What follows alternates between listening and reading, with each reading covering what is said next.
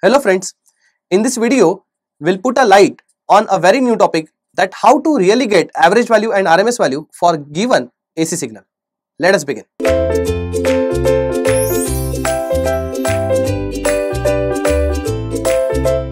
Let us start with how to take RMS and average value. For that we need to consider some waveform like this, or we rather will frame a question.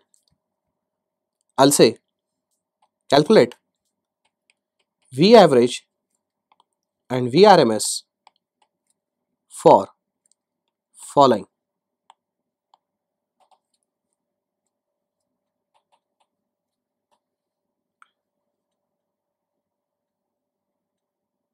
So this is V.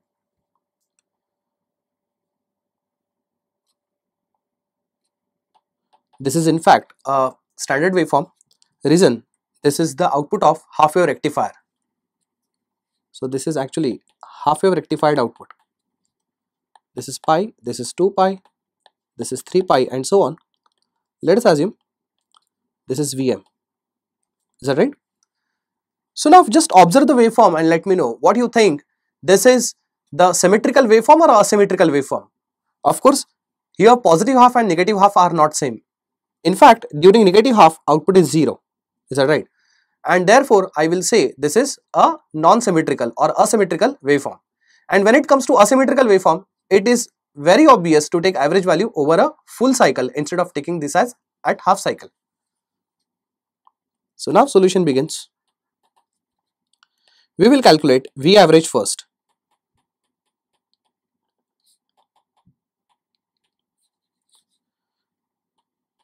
So V average you can consider over a full cycle. You can see full cycle is from 0 to 2 pi. This is considered as one cycle. Is that right? So integrating from 0 to 2 pi, V with respect to d omega t, because on x axis you can see it is omega t, and then by dividing from the length of signal, as you can see the length of cycle is from 0 to 2 pi, so length is 2 pi. Is that right? This is the average value formula. But now if you observe, your V is actually a sinusoidal, that is Vm sin omega t, when your omega t is lying between 0 to pi. Is that right? And it is straight away 0, you can observe, when your omega t is lying between pi and 2 pi. You can observe from pi to 2 pi your V of t is 0, and from 0 to pi it is actually Vm sin omega t. V average you can say 1 upon 2 pi. We will integrate in two parts, that is from 0 to pi V d omega t plus pi to 2 pi, it is V d omega t. During pi to 2 pi you could have noticed V is 0, therefore this integration will result into 0 itself, whereas between 0 to pi it is Vm sin omega t. So now I can write V average, it's simply 1 upon 2 pi integration from 0 to pi Vm sin of omega t d omega t. Am I right?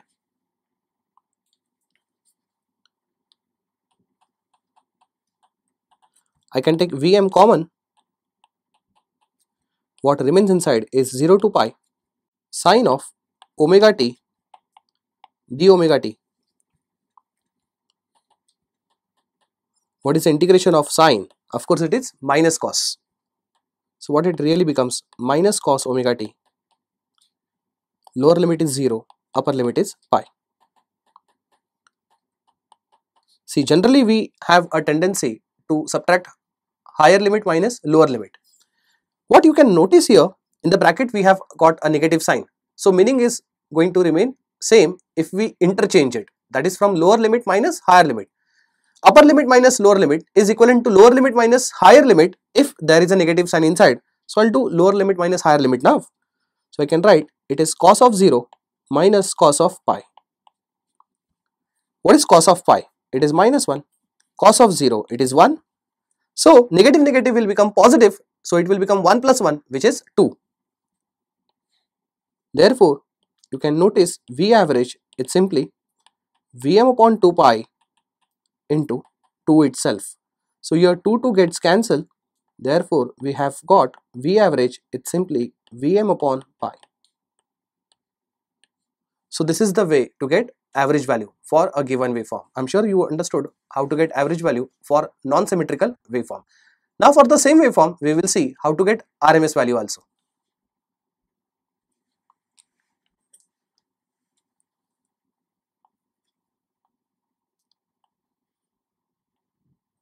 The same waveform we are going to talk about. Amplitude was Vm. This is V with respect to. So here VRMS is. I'm sure you remember the sequence. First of all we square, then we take a mean, then we take a root. Let us take a square, that is V square. After that we take a mean. To take a mean, we take area under the curve. That is what we integrate from 0 to 2 pi, that is over a cycle, and divide by 2 pi. And now this becomes what? A mean. And third we take a root of it. So let's take a square root of it. And thereafter it becomes a complete RMS value. Now it is quite inconvenient to really operate with this square root. So let us square on the both sides. That's the reason why what will happen, this square root will get cancelled, and at the end what we get is not VRMS but VRMS square. At the end we'll take a square root and we'll get back to VRMS. So here squaring on both the sides, what you get on left hand side is VRMS square, which is simply equal to 1 upon 2 pi integration from 0 to 2 pi. It is simply V square d omega t. Am I right?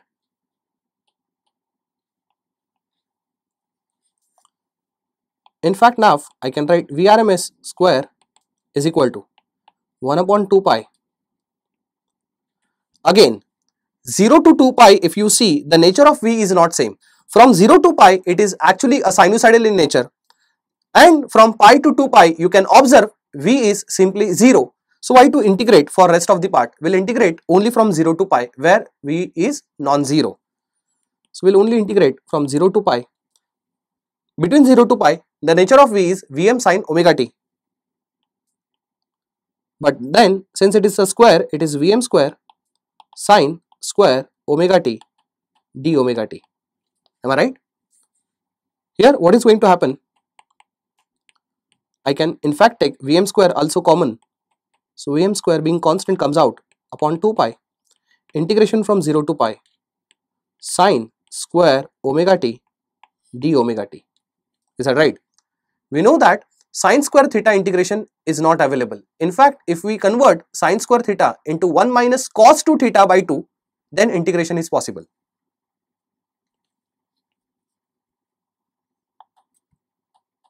So we had VRMS square, which is equal to Vm square by 2 pi integration from 0 to pi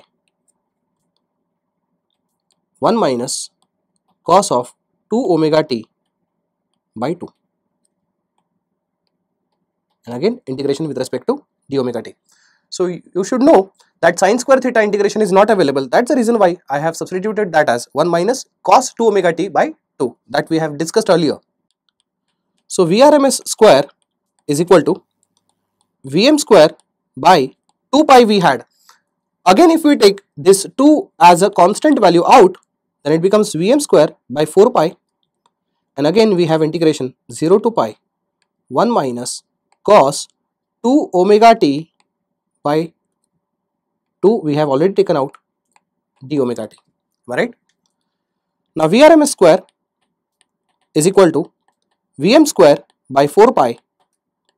So now we need to take integration of two values or two terms. we can have their separate integration. So the integration of 1 is simply omega t, lower limit is 0, higher limit is pi, minus cos 2 omega t will have integration sin 2 omega t by 2. So it will give you sin 2 omega t by 2. Again, lower limit is 0, upper limit is pi. Therefore, Vrms square is simply Vm square divided by 4 pi. Omega t, when you substitute higher limit minus lower limit, this will simply become pi minus 0. I can rather say only pi. Whereas, in this 1 by 2 is a constant part, but here when you substitute higher limit, which is pi, instead of omega t, it becomes sine of 4 pi minus sine of 0. You should know sine 0 is always 0. Similarly, sine n pi is always 0 provided n is integer. Therefore, this value is 0, second value is 0, it is going to result into 0. It means the second part is going to result into 0 only, right? Therefore, we will have, since second part is going to result into 0, let's not even mention that. This is final what we have pi. So here pi will get cancelled. What we have is Vrms square as Vm square by 4. Or I can say now Vrms it's simply Vm by 2, that is square root on both the sides. We'll get this. So for half wave rectifier we got two values, one average value, the other one is RMS value.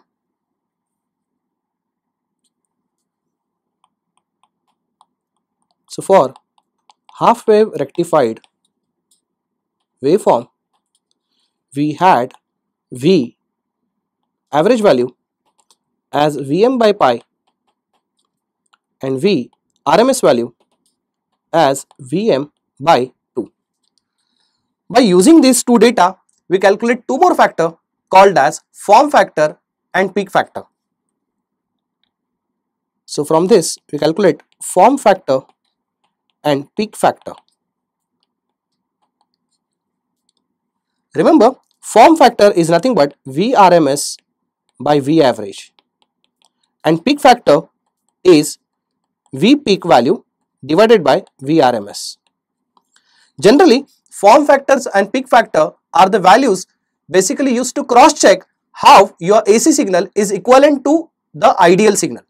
So the values are going to tell you how your signal is ideal or how your signal is far away from the ideal one.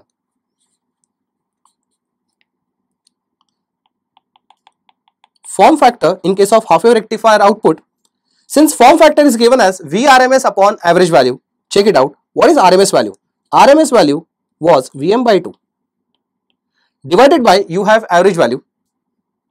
Instead of division, if I put multiplication, average value, you need to just make it exactly reverse, that is numerator becomes denominator, denominator becomes numerator. So V average value, as we had Vm by pi, instead of that I'll write pi by Vm. So here Vm gets cancelled. In effect, form factor has become pi by 2 and peak factor is nothing but peak value by RMS value. If you remember, the half wave rectified output we had, its peak value was Vm. So peak value is Vm divided by Vrms value, which is Vm by 2. So Vm gets cancelled. Peak factor is simply 2. So we have form factor and peak factor like this. Similarly, there are many waveforms for which we really have to get RMS values and average values. Let's see standard signals and their RMS and average values. I recommend you people to remember this. See, when it comes to DC excitation, as you can see, it is a constant over a time. The average value of it is Vm, RMS value is also Vm, and therefore form factor as well as power factor, both of them becomes unity, because form factor is what? Vrms upon average value, both of them are same. Peak factor is peak value divided by RMS value. Peak value is Vm and RMS value is also Vm. Again, peak factor also becomes 1. Remember, actually average value gives you DC equivalent value. Since this is actually a DC signal, its DC value and average value is not going to be different, right? They are going to remain same, and therefore average value and RMS values are same in this case. Let's see half wave rectified sine wave output. Half wave rectified output we have already seen, where V average is Vm by pi, Vrms is Vm by 2, form factor is nothing but RMS value upon average value, which gives you pi by 2, and peak factor is nothing but peak value divided by RMS value, which gives you 2.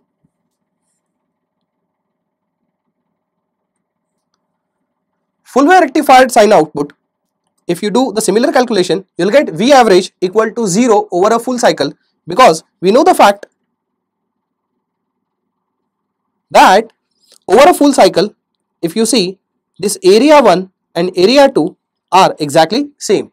If you continue with the same procedure, you will get Vrms as 2 Vm by pi, Vrms is Vm by root 2, form factor, peak factor, accordingly you calculate, you will get 1.1 and root 2.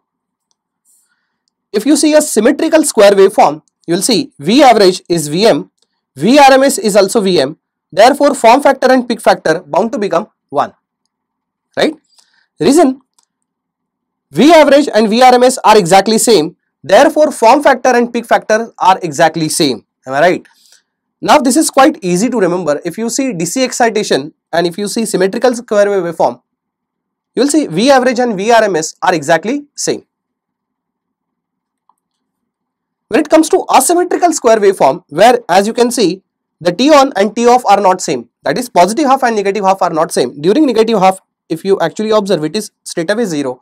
The average value is Vm by 2, RMS value is Vm by root 2, form factor and peak factor, both of them are root 2 here. I'll tell you a technique how to calculate average value in a shortcut. But after finishing with these slides, I'll explain you how to get asymmetrical square wave form average value directly, without rather actually integrating and all. Symmetric triangular waveform, V average is Vm by 2, Vrms is Vm by root 3, form factor and peak factor you can get it accordingly as 2 by root 3 and root 3 respectively. In case of triangular, I would just tell you to remember this value, very important, RMS value. Average value how to calculate in a shortcut, I'll tell you the shortcut method to get RMS value at the end of these slides. But average value is Vm by 2, you have to remember. But then how to get average value also I'll tell you. Form factor and peak factor can be calculated, because RMS value and average value as well as peak values are known to us. It is easy to calculate form factor and peak factor. But when it comes to triangular wave, it is always Vm by root 3 as RMS value. Now you can see this is one of the triangular waveform I have shown you. If you see this slide, you will see again triangular waves. These are actually derivation of triangular waves only. So you will see Vrms is always Vm by root 3. See, Vrms is always Vm by root 3, irrespective what type of triangular wave it is, okay?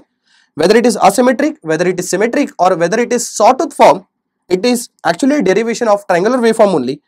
Therefore, Vrms is always Vm by root 3. V average, as you can see, again they are same, Vm by 2, Vm by 2. But as I said, Vm by 2, that is average value, how to calculate in a shortcut method, I'll tell you. Accordingly, peak factor and form factor can be calculated.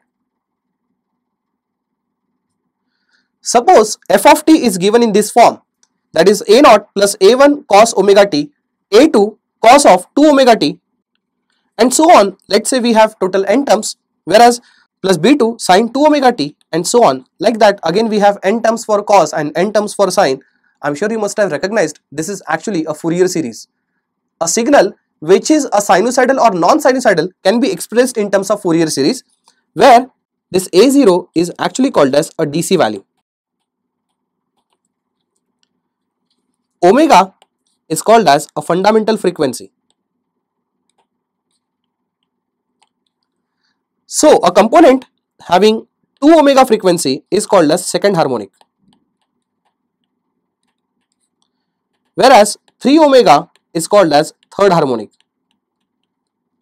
and so on. So as you can see, this is second harmonic, even this is also a second harmonic, but it is a sine component and this is a cos component. In that case, how to get RMS value? It has got a very standard formula. It is just a mechanical procedure. Just follow that, substitute the values and get RMS value for given f of t. So now you can write f RMS. Just take a square root, take DC value and simply square it. That is a0 square plus. Then take all the components which are cos components and sine components. So cos component is having an amplitude a1, so take a1 square plus a2 square. We don't know how many an terms are there, so take it up to an square. Then take all sine terms, which is b1 square plus b2 square. We don't know, we can go up to bn square and just divide by 2, and that becomes simply RMS value. So I'm sure if the graphical information is given how to get RMS value and average value, and if the given f of t, that is f of t is actually a function of time, which can be voltage also, which can be current also. So irrespective whether it is v of t or I of t, if it is given in the Fourier series form where DC component along with their fundamental frequency components are also given, then in that case you can get RMS values like this. So as I said, I was about to tell you how to get average value in a shortcut for the waveform which are other than sine wave, like triangular wave or square wave. In case of you have this kind of waveform,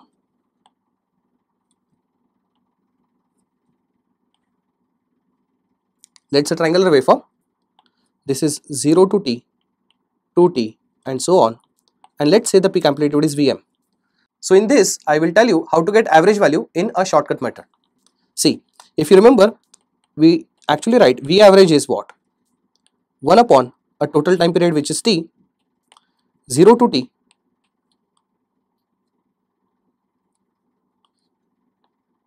I would say V of t dt.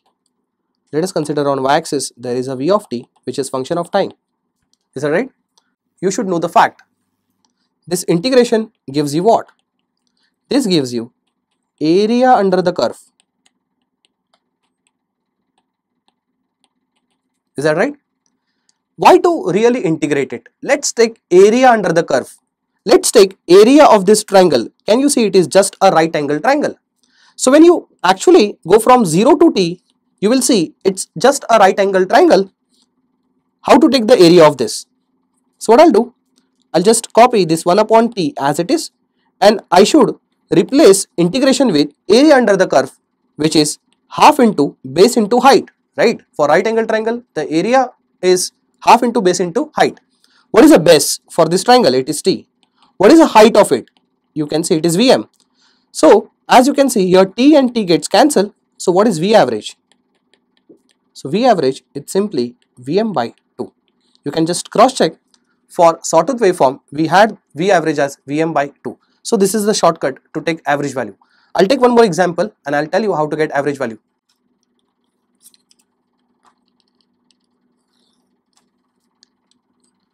Suppose you have this kind of waveform.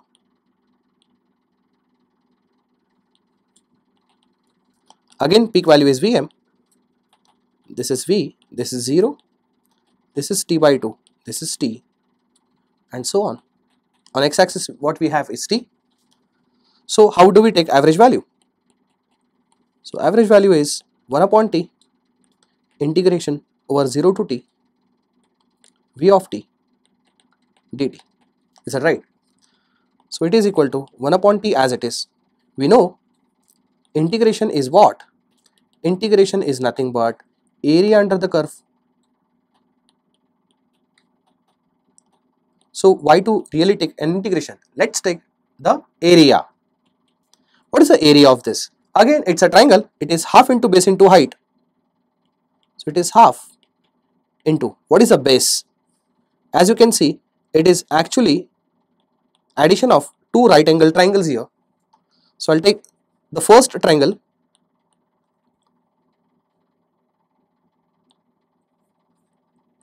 It is half into base. Base is what? It is t by 2 into height. As you can see, it is Vm.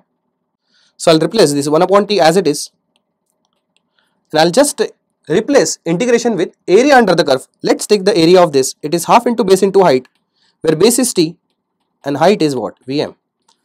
As you can see, your t and t gets cancelled. In effect, you have V average is simply Vm by 2. Is that right? So this is how we get average value in a shortcut method. So you don't have to really remember average values. But at the same time, for all type of triangular waves, as I said, RMS values are simply Vm by root 3, and other values there is no option but you have to by heart them. It is advisable, but again it is not forcefully, I can tell you, because there are many things to be remembered for all the subjects. So rather you have a procedure how to calculate RMS values and average value. You can follow those formulas and get if required. Thank you.